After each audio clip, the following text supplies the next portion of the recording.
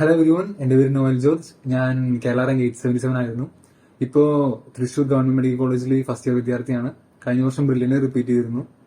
ഇപ്പോ കഴിഞ്ഞ വർഷത്തെ എന്റെ ഒരു എക്സ്പീരിയൻസ് അനുസരിച്ച് ബ്രില്യന്റിലെ ലൈഫ് അത് നിങ്ങളിപ്പോ എങ്ങനെയാണ് കടന്നു പോകുന്നത് എനിക്കറിയാം. കുറച്ച് സ്ട്രെസ്, കുറച്ച് ടെൻഷൻ, എല്ലാ കാര്യങ്ങളും ഉണ്ടാവും. നമുക്ക് ഒരുപാട് പഠിക്കാനുണ്ട്. മൺഡേ എല്ലാം എക്സാംസ് ഉണ്ട്. ഒരു ലോഡ് പഠിക്കാനുണ്ട്. ഫിസിക്സ് ആണെങ്കിലും കെമിസ്ട്രി ആണെങ്കിലും ബയോളജി ആണെങ്കിലും.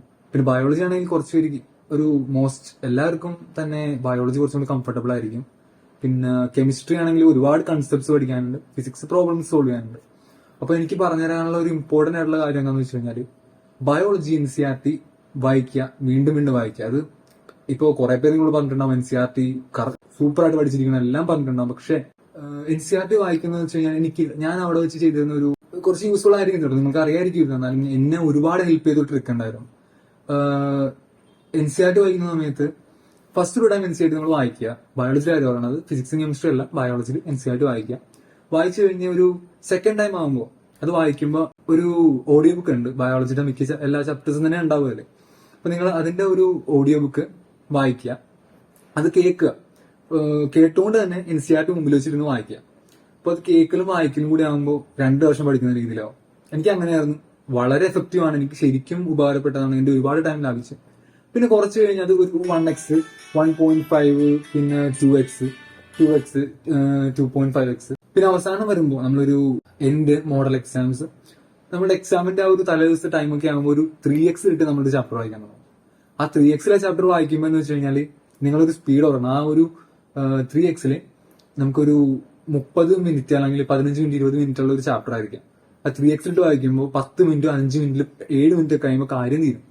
അത് ബയോളജിക്കാണ്. അങ്ങനെ വായിച്ചു വരുമ്പോൾ തന്നെ ബയോളജി എല്ലാ സെന്റൻസും നിങ്ങൾക്ക് ഓക്കെ ആവും. കാരണം ഈ കഴിഞ്ഞ നീറ്റ് എക്സാമിന് ബയോളജി എന്ന് വെച്ച് കഴിഞ്ഞാൽ സ്ട്രിക്ട്ലി NCERT ആയിരുന്നു. എല്ലാ സെന്റൻസിനും ക്വസ്റ്റ്യൻ ഉണ്ടായിരുന്നു. അതായത് നമ്മൾ ഒട്ടും പ്രതീക്ഷിക്കാതെ ഇപ്പൊ herbivores are more prone to competition than carnivores, അങ്ങനത്തെ ഒരു ക്വസ്റ്റ്യൻ ഉണ്ട്. അതൊക്കെ നമ്മൾ ചിന്തിക്കുക പോലും അങ്ങനത്തെ ക്വസ്റ്റ്യൻസ് വരുന്നു. പക്ഷെ അങ്ങനെ ക്വസ്റ്റ്യൻസ് ഉണ്ടായിരുന്നു. പിന്നെ കെമിസ്ട്രി ഭാഗത്തോട്ട് വരുമ്പോൾ കെമിസ്ട്രി പഠിക്കാൻ പ്രത്യേകിച്ച് എഴുതി തന്നെ പഠിക്കുക മെയിൻ ആയിട്ട്. NCERT ഒരു പ്രാവശ്യം വായിക്കും. ഞാൻ NCERT വായിക്കാൻ ഇത്തിരി ബുദ്ധിമുട്ടായിരുന്നു എനിക്ക് സ്റ്റാർട്ടിങ്ങിലൊക്കെ. ഞാൻ കെമിസ്ട്രിക്ക് NCERT വേണ്ടാന്ന് വെച്ചാൽ ഇരിക്കുന്നതായിരുന്നു. അപ്പോൾ കെമിസ്ട്രി പക്ഷേ NCERT വായിക്കണം.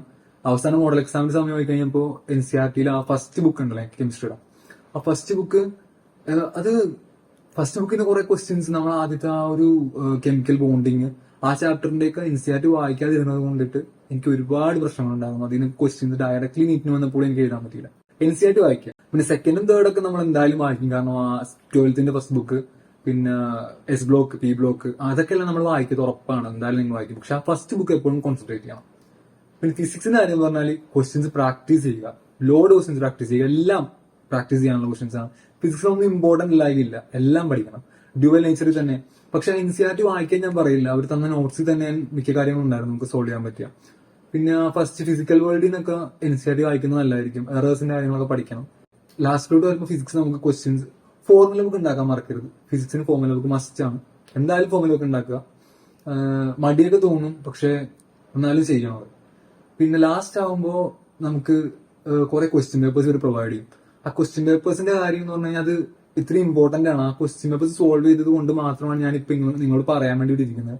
അവർ തരുന്ന ക്വസ്റ്റ്യൻസ് എല്ലാം തന്നെ സോൾവ് ചെയ്യുക. അതിൽ നിന്ന് കുറെ ഇമ്പോർട്ടന്റ് ക്വസ്റ്റ്യൻസ് കിട്ടി. മസ്റ്റ് എന്തായാലും വരുമെന്ന് ഉറപ്പുള്ള ക്വസ്റ്റ്യൻസ് അവർ തരുന്നത്. അതുകൊണ്ട് ആ ടൈപ്പ് ക്വസ്റ്റ്യൻസ് എന്തായാലും പ്രാക്ടീസ് ചെയ്യണം. കുറച്ച് സിമ്പിൾ ആയിരിക്കാം. സിമ്പിൾ ആണെങ്കിലും നീറ്റിന് അങ്ങനെയൊക്കെ വരുള്ളൂ. JEE അല്ല നമ്മൾ എഴുതുന്ന നീറ്റാണ്. പിന്നെ ഒരു ക്വസ്റ്റ്യൻ കിട്ടി കഴിയുമ്പോൾ അതിന്റെ പുറകെ തൂങ്ങി പോകാനുള്ള ഒരു ടെൻഡൻസി വരരുത്.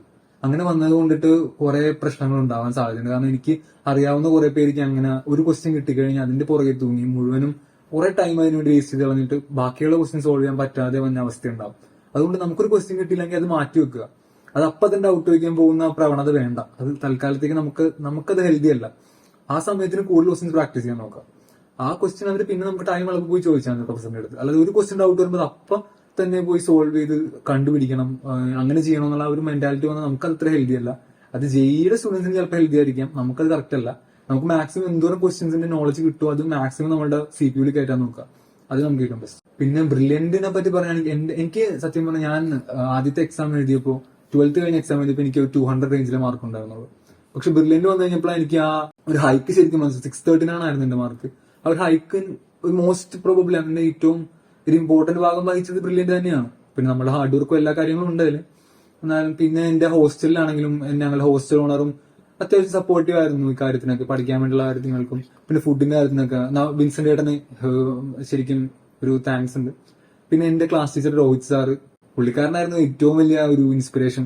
പിന്നെ എനിക്ക് കൗൺസിലിംഗിന്റെ ടൈമിൽ എനിക്ക് ഒരു ടൈം എത്തിക്കഴിയുമ്പോൾ മാർക്ക് അങ്ങോട്ട് ഇടിയാൻ തുടങ്ങി, മോഡൽ എക്സാം തുടങ്ങിയ സമയത്ത്. അത് ഓർത്ത് ആരും ടെൻഷൻ അടിക്കരുത്, പതിയെ കൂടിക്കോളും. അപ്പൊ ഞാൻ രോഹിത് സാറിന്റെ അടുത്ത് ചെന്ന് ചോദിച്ചിങ്ങനെ എനിക്കിങ്ങനെ മാർക്ക് കുറയുന്നുണ്ട്, അപ്പൊ എന്ത് ചെയ്യണമെന്ന് ചോദിച്ചപ്പോൾ രോഹിത് സാർ അപ്പൊ തന്നെ ആളില്ലെങ്കിൽ തന്നെയും രോഹിത് സാർ പോയി ആ കൗൺസിലറിനെ സംഘടിപ്പിച്ച് എന്നെ കൗൺസിൽ ചെയ്യിപ്പിച്ചു. ആ കാര്യത്തിനൊക്കെ ബ്രില്യൻ ഒരു ഹാറ്റ്സ് ഓഫ്. ശരിക്കും ഭയങ്കര ഒരു ഹെൽപ്ഫുൾ ആണ് അങ്ങനത്തെ കാര്യങ്ങൾക്ക്. ഇനിയും കണ്ടിന്യൂ ചെയ്യുക ഇങ്ങനത്തെ കാര്യങ്ങൾ. ഭയങ്കര ഡെഡിക്കേറ്റഡ് ആയിട്ട് തന്നെ ജോർജ് സാർ ആണെങ്കിലും പിന്നെ ബാക്കിയുള്ള ഡയറക്ടർമാരാണെങ്കിലും എല്ലാവരും അങ്ങനെ തന്നെ ചെയ്തത്. അതുകൊണ്ട് I am really happy about that. ശരിക്കും താങ്ക്സ് ഉണ്ട് brilliant for really thank U.